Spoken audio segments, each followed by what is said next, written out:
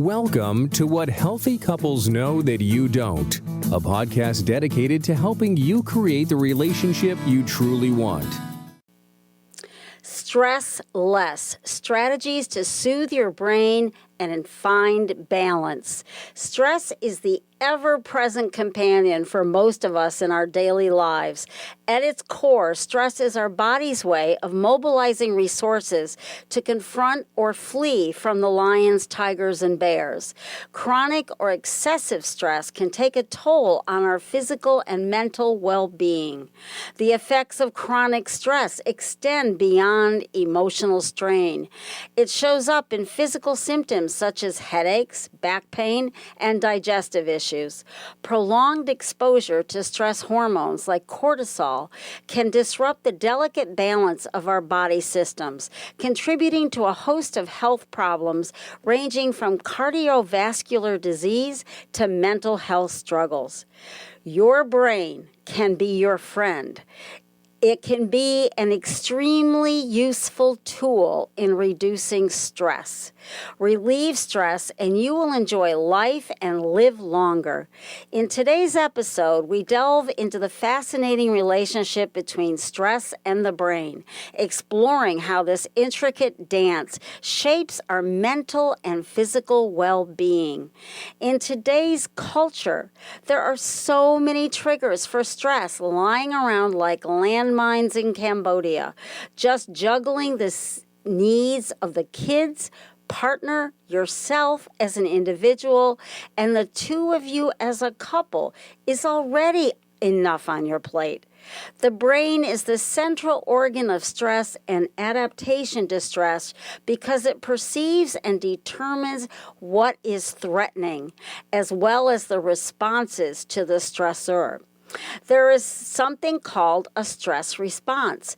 When we encounter stress, our brain's hypothalamus triggers a cascade of reactions, releasing hormones like cortisol and adrenaline.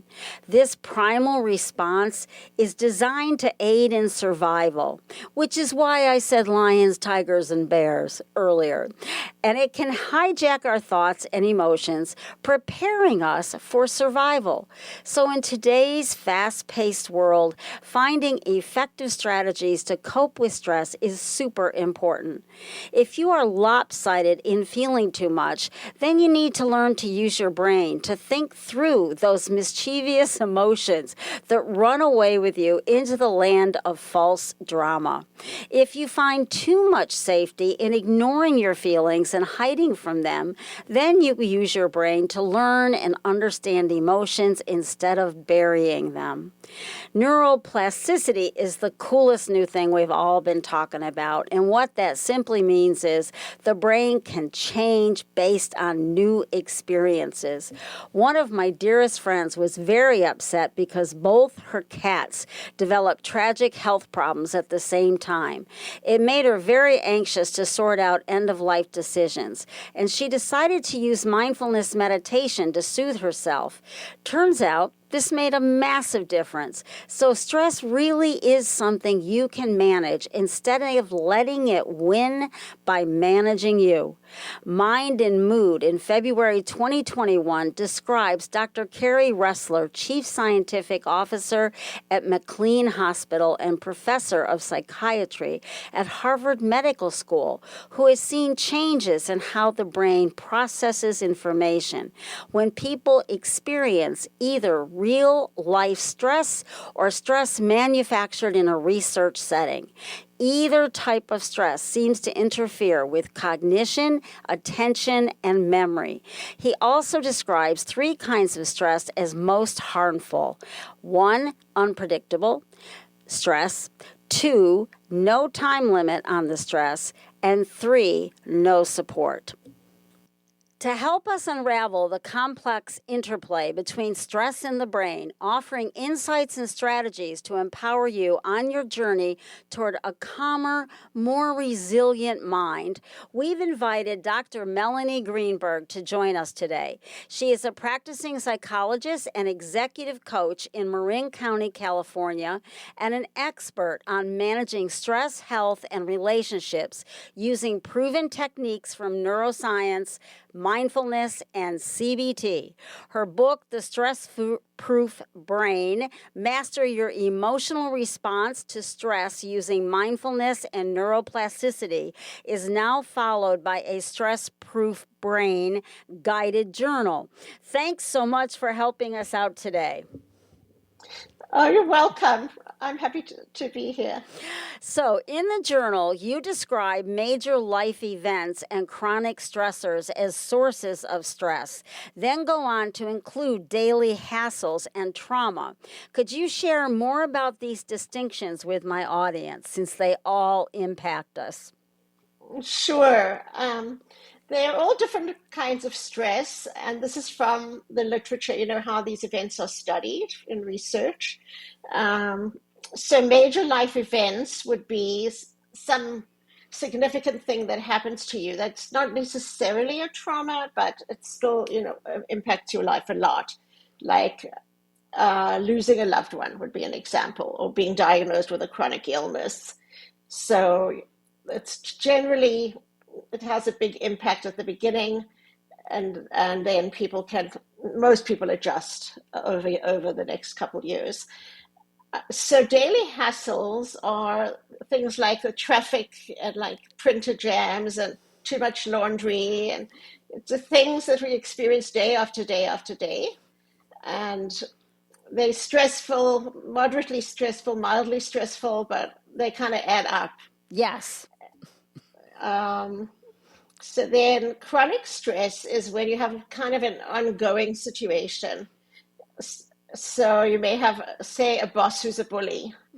So it's an ongoing stressful situation. You aren't with the boss 24 hours a day, but it's stressing you out more than when you're in the office. And it's different than a stress that sort of kind of begins and ends. And traumas are events that some people say threats to life or threats to physical integrity of yourself or a loved one, but there's a broader definition these days, which is also including relational traumas.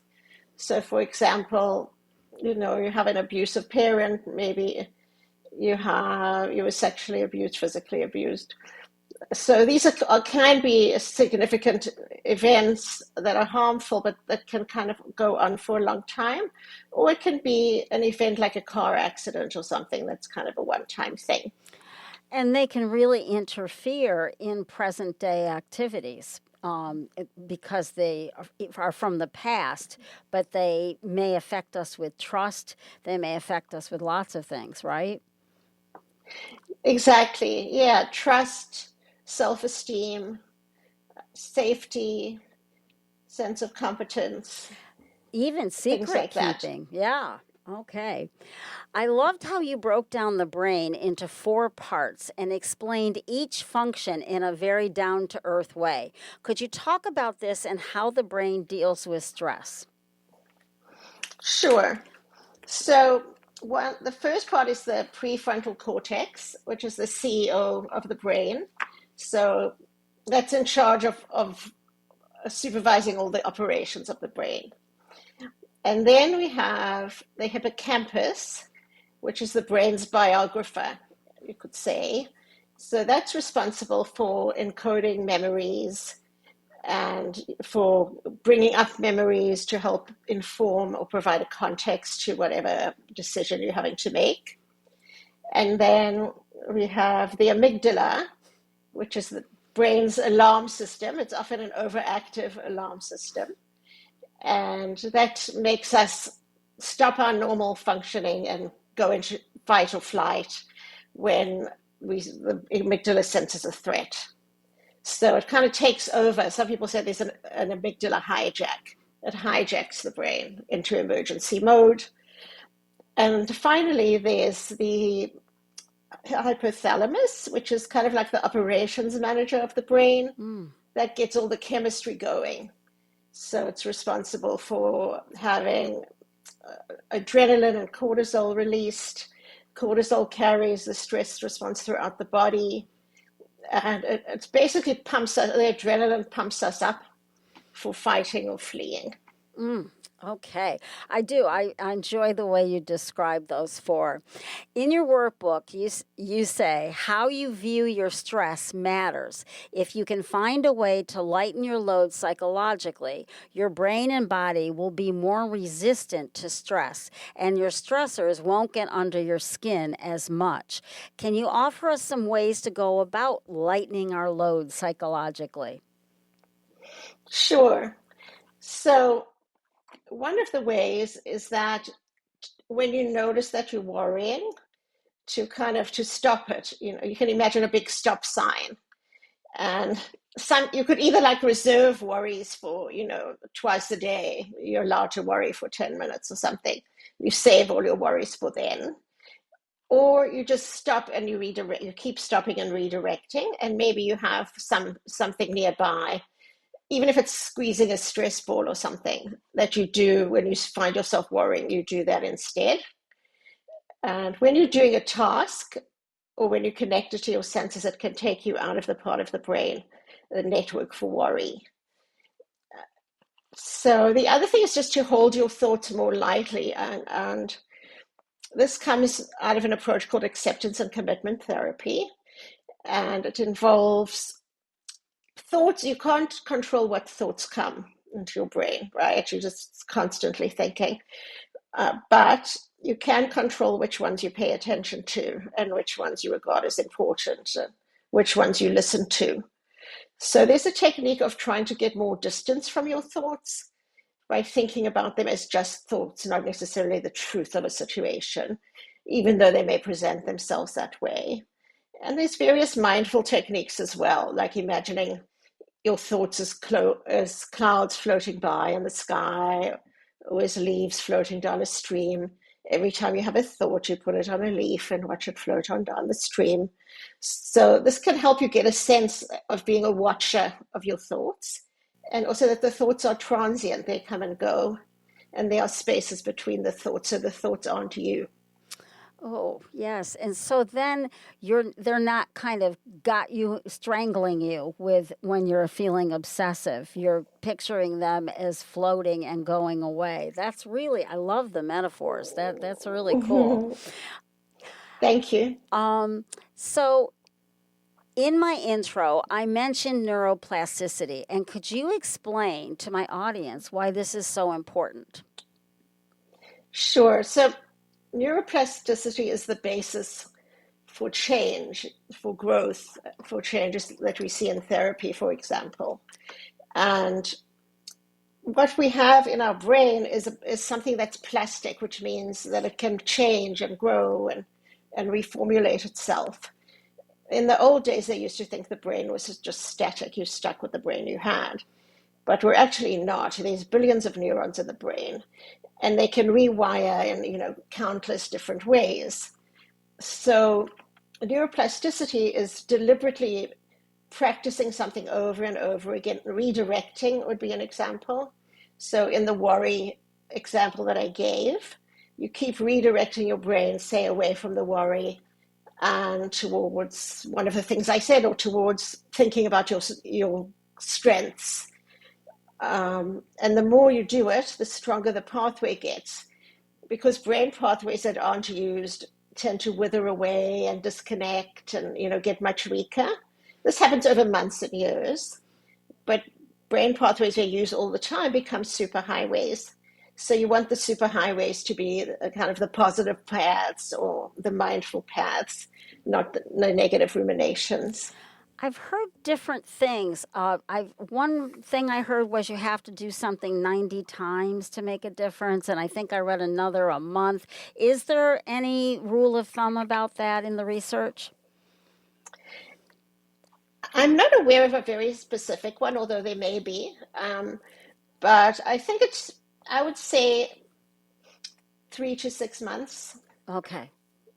And, the more you do it, it can get stronger over a year or more as well. I use myself as an example with clients, and when I was trying to lose weight, I would want to eat when we went to a party, but when I practiced saying no, and now I don't even think about it. It's just not important to me, and so it really does work. There's absolutely evidence about that. I think people underestimate.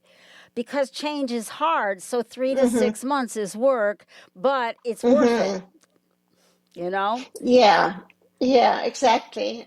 And what I say to my clients is that this technique is going to be weak in the beginning. Like, don't expect too much from it. And you're not going to necessarily notice big changes because you have to do it over and over again to have it become a super highway. Right now, you're just digging the ditch for a new road. Yeah, I like that too, a whole lot. You explain in the workbook when your amygdala sounds the alarm bell, you lose touch with the present moment as your emergency response kicks in. Please tell us about meditation and how that could be helpful in these moments. I would say mindfulness, actually, but you can develop mindfulness through meditation. So the more you meditate, the better you are at catching things, at catching your brain when it goes somewhere else or when it goes into fight or flight. So meditation can teach you to slow everything down. And that's key because if you slow everything down, it can give your prefrontal cortex, the CEO, time to get on board, your thinking brain, because the amygdala is very fast. It takes over. And so slowing it down, also breathing, like slowing down your breath and just taking the time to breathe.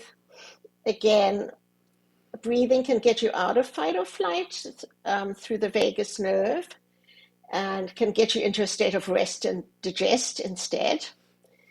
And then the mindful part would be noticing what's happening in your body, what's happening in your mind.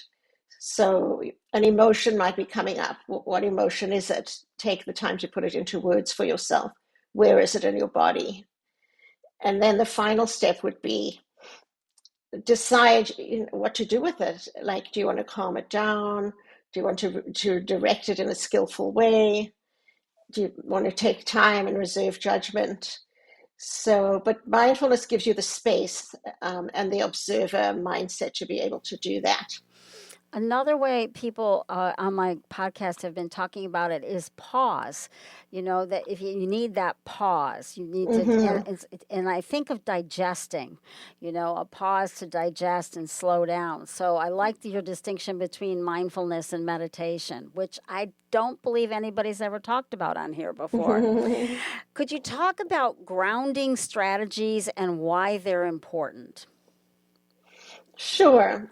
So grounding is particularly useful for people who have traumas, but you also might need it when you're in the middle of a stressor that you're very reactive to.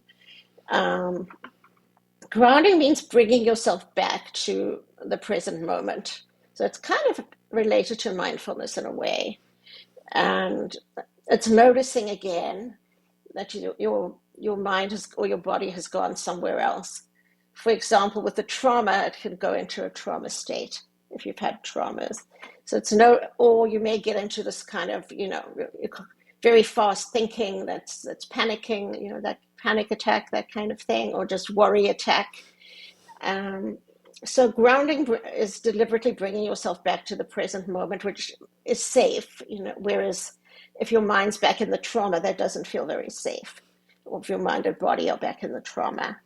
And you can do very simple things. An example might be look around the room and name 3 things in terms of their color and their shape and their size.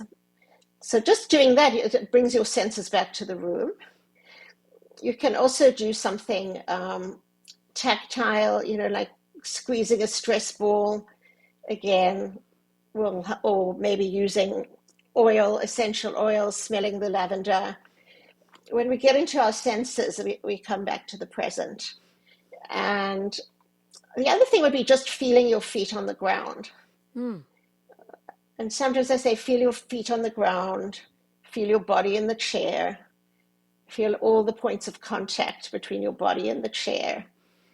And you can sit with that for up to 45 minutes. It can take, some people, it goes quicker. Your nervous system starts to relax because it's feeling, it's feeling the physicality of your body being supported by the chair and the ground. Yes, bringing yourself into the present really is so important. I often talk about how emotions will change if you give them some room. I liked your term, emotion surfing. Please tell us more about that. Um, yeah, I guess I adapted it from the concept of urge surfing, which is more like in the mindfulness and addiction literature. Yeah. But basically, similar to cravings and stuff, our emotions tend to come on, like go up quickly, reach a peak, and then if we sit for like at least 20 minutes, sometimes it takes 30 minutes, they'll eventually kind of reach a crescendo and start to go down. So you can think of it like a wave. Your brain is, your emotions are going up, up, up, up to the crest of the wave, and then the wave comes down onto the shore. So if you just sit with it and observe, you'll get a sense again, like we did with thoughts, of emotions having a particular pattern, of emotions not being something you're stuck with, but something that passes through.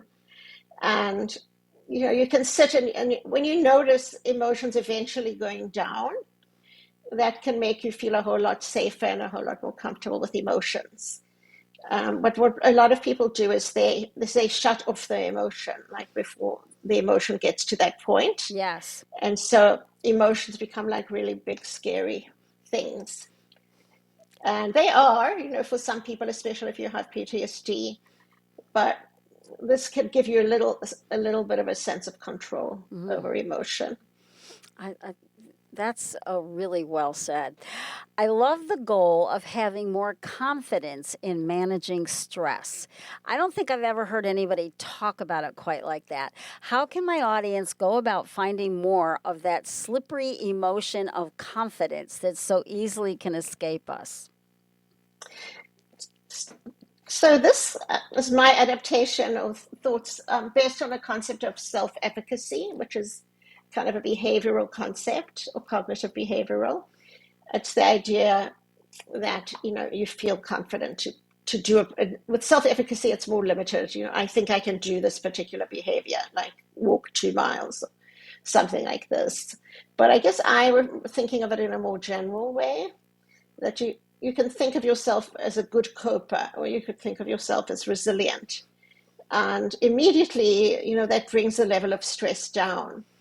So you feel like, I can do this, or I can learn to do this, even if you don't know now. And the way you can do it is think of examples in your mind of when you did do something difficult in the past, of when you did cope with something, and or when you just endured a very difficult situation and got through it. When thinking of those examples, it brings to mind the kind of the confident side of yourself. And then just saying to yourself, even affirmations, even like, I can do this, I can do difficult things, I've coped with stress in the past and I can do it now. So those can be very helpful in, I guess, making your brain confident that it can handle whatever's coming up and that it's more of a challenge versus a threat. And I think there's something about feeling underneath stress, and confidence kind of helps you feel able to manage it instead of it managing you. So I think I agree with you. I think confidence can really be helpful. How can we build our stress resilience besides building our confidence about managing it? What else? So there's a lot of different ways, I think. Mindfulness is a big part of it. Um, Becoming, getting to know your own emotions and be comfortable sitting with them. they say there's a saying of like invite the emotion to sit on the bench next to you and have a chat with it, which is, if it's very, very severe, maybe that would be hard to do, but a lot of the time you can do that, especially emotions like sadness. And another way of being resilient is to ask for help or to rely on social seeking support, seeking therapy. Another way is the idea of growth. So there's a concept of post-traumatic growth, which was developed by Richard Tedeschi. And it's the idea that even in the worst of circumstances, we can grow as people. So some ways people might grow is like they find new meaning in something. Sometimes you'll see, somebody who's gone through, like, say, a rape survivor or something, might be in a support group to help other people, or somebody with a chronic illness, even more common. So it's like you get a new meaning, and it doesn't undo all the bad stuff that a trauma does, but it does give you another dimension of it, that's hopeful. Another example might be a change in direction of your life. So, your life's going a certain way. Maybe you're drinking too much or driving too fast, and then say, you have a car accident or something. That some people could see that as a message to change the direction of your life. Now I need to work on these things rather than just let them control me. Another kind of growth might be just appreciation and gratitude, closer relationships with the people that help you through the trauma, if you have, friends and family that help you. So those are some examples. And being vulnerable enough to share with friends and family instead of kind of keeping that pride of not letting people in and knowing how hard things are. Yeah, exactly. I think you hit the nail on the head with that one. Someone said vulnerability is strength. I think Brene Brown says that. Yes, Yeah. and we really, in our culture, we just don't embrace that as a strength, Still, I think, as much as Brene and other people, we've been talking about it, but it's such an important part of relationships. I agree. And when I do couples therapy, somehow that seems to be a turning point when people can let down the anger and just stay with their feelings and express them and be more vulnerable with each other. It immediately makes the other person less threatening and builds closeness. Yes. Sometimes we have to unlearn lessons from our culture, maybe lessons we were taught in our families of, maybe when we were vulnerable as children, our parents just dismissed us or said, get over that. I had appendicitis and my mother didn't believe me. And then no. by the time I got to the hospital, they really thought I was going to die. And because Oh my I had gosh. waited so long, but we were the stoic family, you didn't have pain and you didn't cry. And, so yeah, I think there's Yeah. so many lessons out there, and vulnerability really is important. And I don't think we can ever say it too much either. Yeah, me either. Vulnerability doesn't mean you're weak. It actually means you're strong. You can tolerate what's there without having to avoid it. Perfectionists are engines of creating even more stress for themselves. How can they interrupt their self-torture? That's what I call it. um, perfectionism is a big deal. I think sometimes people develop perfectionism if they from a traumatic childhood, or if they have critical parents, or just maybe a very competitive family where everything's focused on grades would be another example. Um, and perfectionism is kind of black and white thinking, like you either do it perfectly or it doesn't count. Partial successes don't count, and sometimes this can lead to very negative results. Like, say somebody is trying to give up alcohol, And, they have like 2 months or whatever and they slip. So perfectionists would say, oh, well, not, that doesn't count.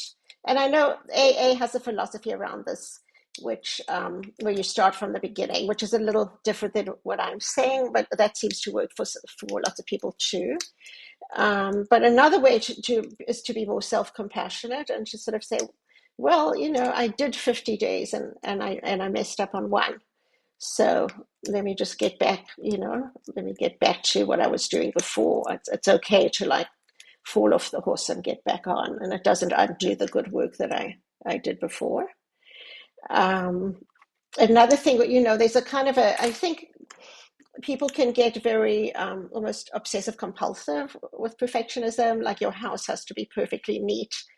And you waste a tremendous amount of time and energy, or you check your work 15 times. It's an attempt to control life, which isn't controllable.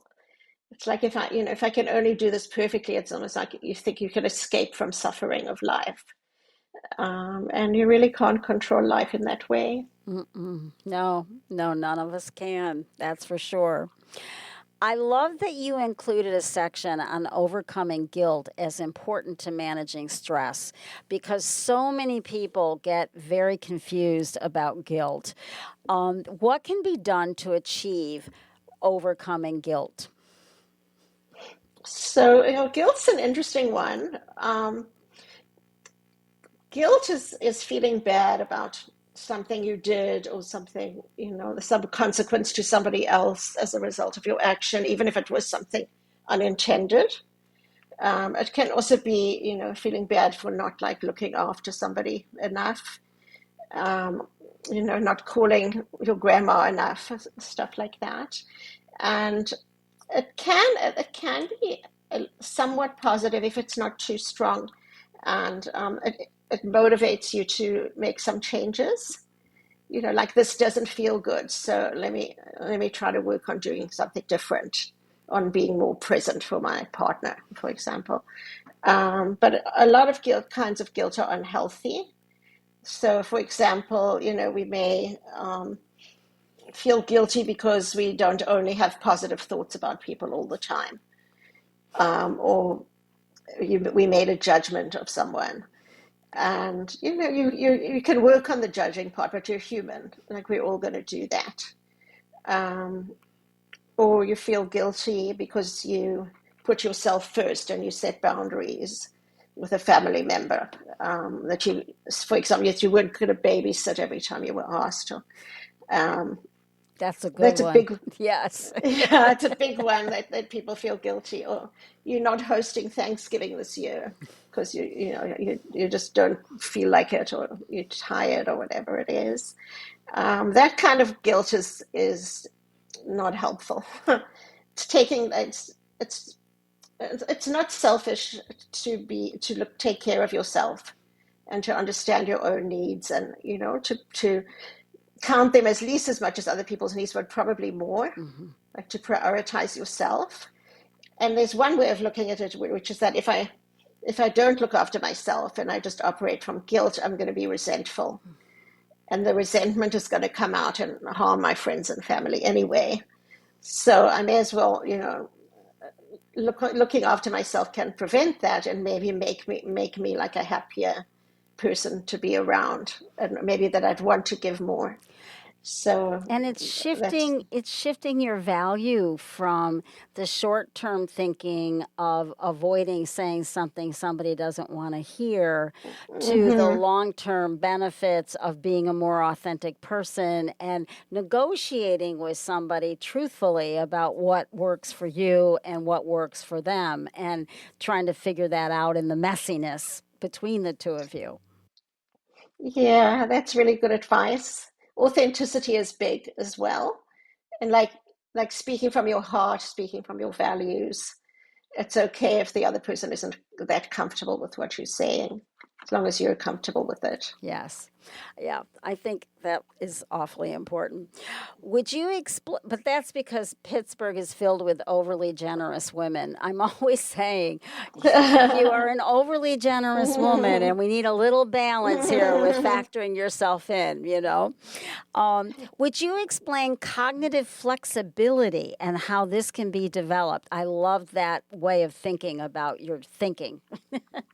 Thinking about Your your thinking, thinking, yeah. exactly. Um, this I this isn't, as common in the literature, but it seems to be something that's helped me in my life and helps. I can use it to help patients. So cognitive flexibility would be kind of a willingness to look at a situation from different perspectives. So not just get stuck in one way of viewing the situation. So, say you're having a fight with a friend. What's my perspective? What needs of mine are going unmet would be another way. What do I feel? What do I need? And then what's the friend's perspective? And sometimes you can also go into like neutral observer perspective. What about somebody, who just walked into this, who was compassionate, say, like how would they see it? Um, there's something in social psychology. There was a study, I think, the fly on the wall technique, and the fly on the wall is like the neutral observer. So how would a fly on the wall see this? There's the idea that if you get physical distance, if you imagine physical distance from the situation, it also gives you a bit more emotional distance.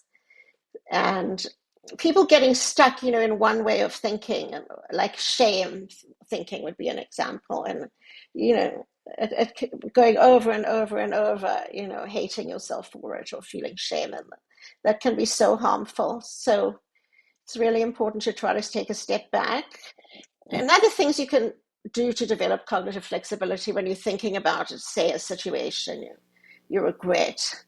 You can think about, hindsight is 2020. So, at the time, I don't know everything I know now.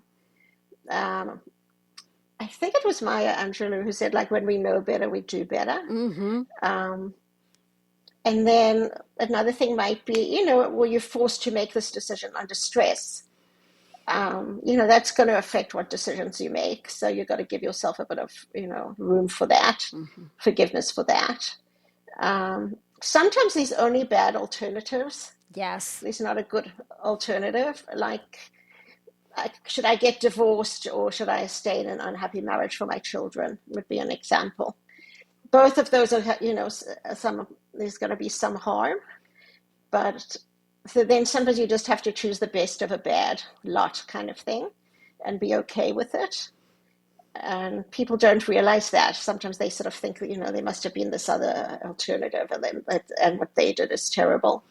Yes, yes, that's absolutely true.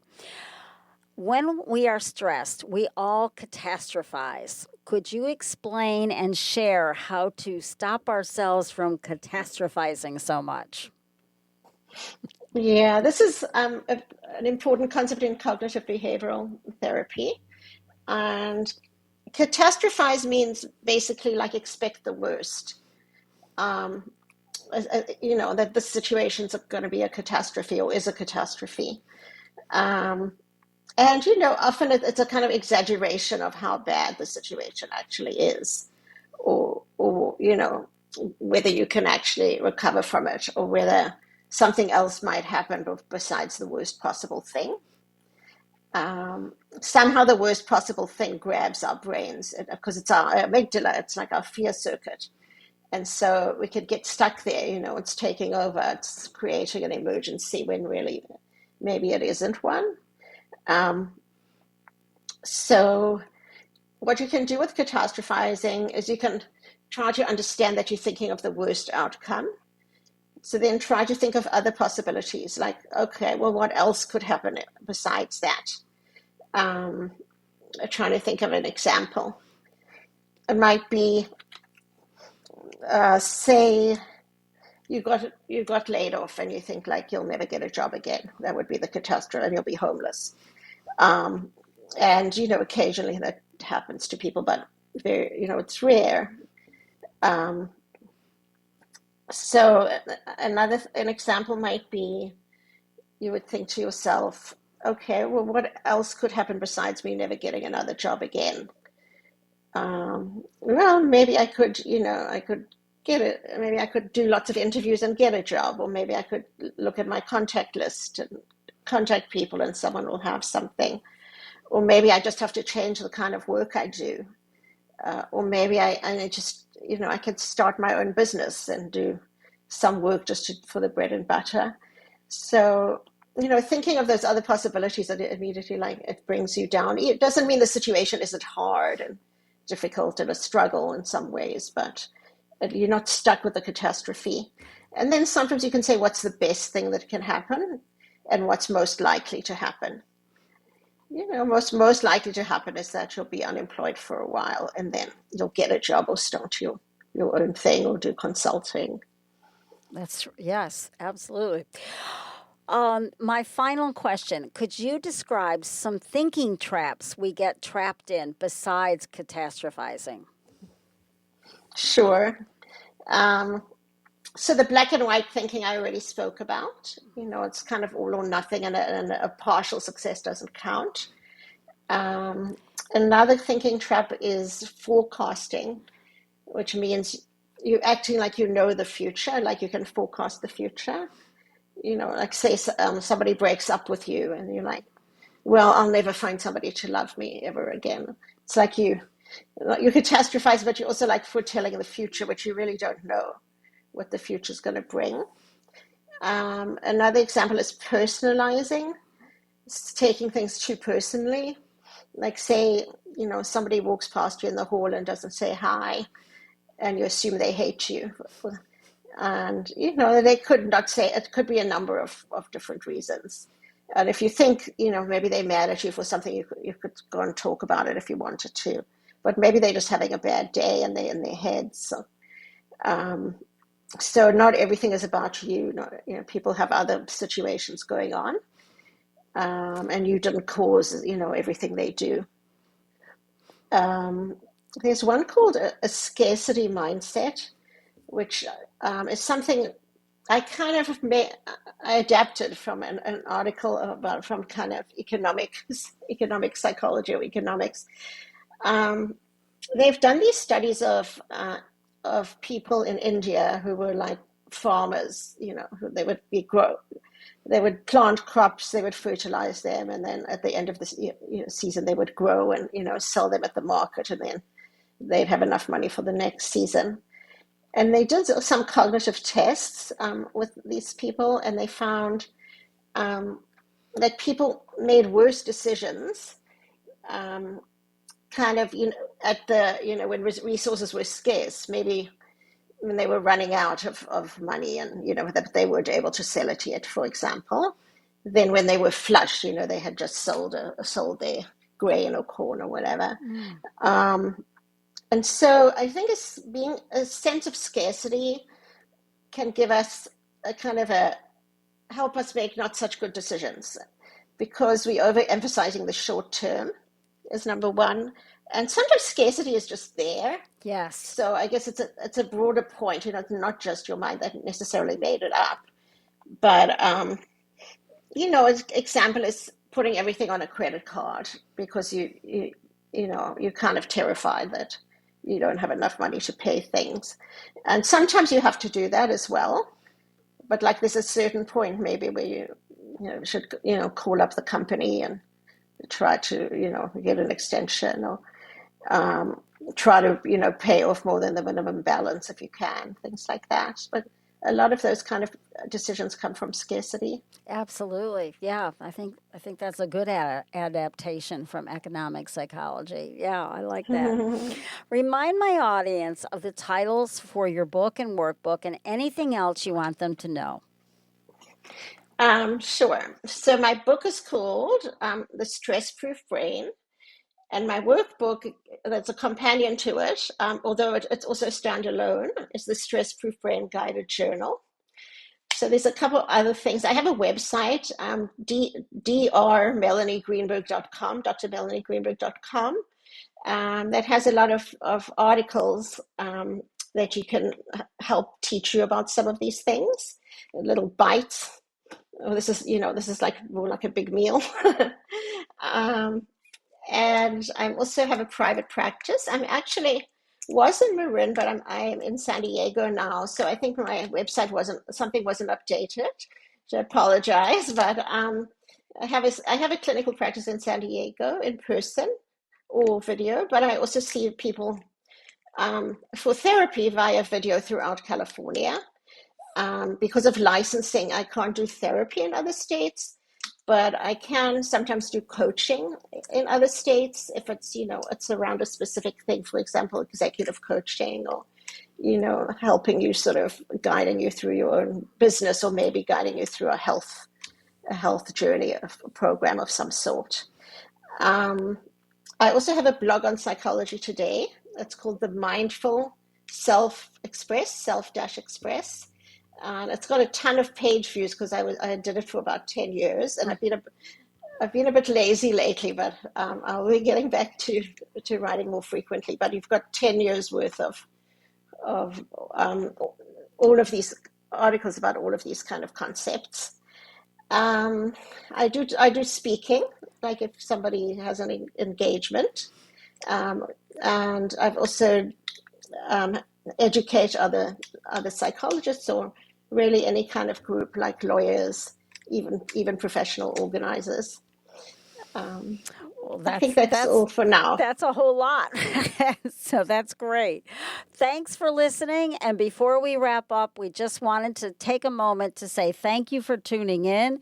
Your support means the world to me. If you enjoyed today's episode, we'd be over the moon if you could leave us a review on your favorite podcast platform.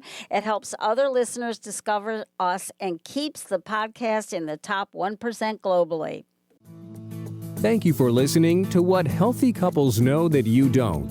If you have enjoyed the show, please leave a rating and review on iTunes and help get the word out. To learn more or connect with Rhoda, visit therapyideas.net.